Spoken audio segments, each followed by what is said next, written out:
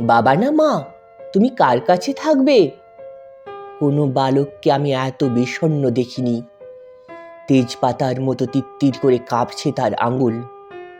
অয়ন, তুমি কার কাছে থাকবে?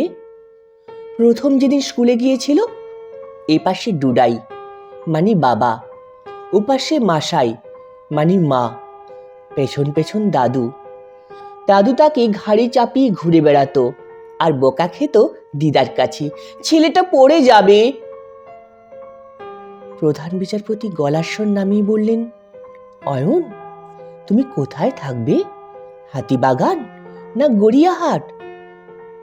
প্রথম যেদিন তাদের বাড়ি পুলিশ এলো, প্রথম যেদিন রাত্রে বাড়ি ফিরল না মা, প্রথম যেদিন বাবা তাকে থাপ্পড় মারল, পরক্ষণেই বুকে জড়িয়ে বলল সরি, প্রথম যেদিন আমি আদালতে এলাম, দাদু কোথায়, দাদু কোথায়, দাদু।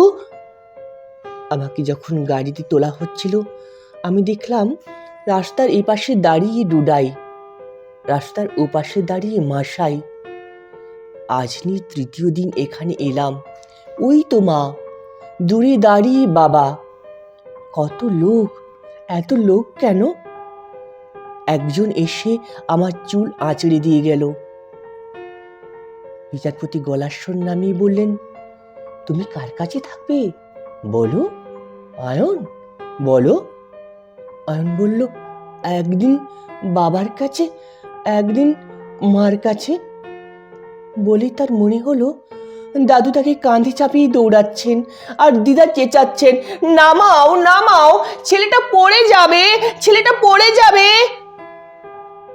বুড়ো দিদা তাহলে ঠিকই বলেছিলেন, ছেলেটা পড়ে যাবে, ছেলেটা পড়ে যাবে।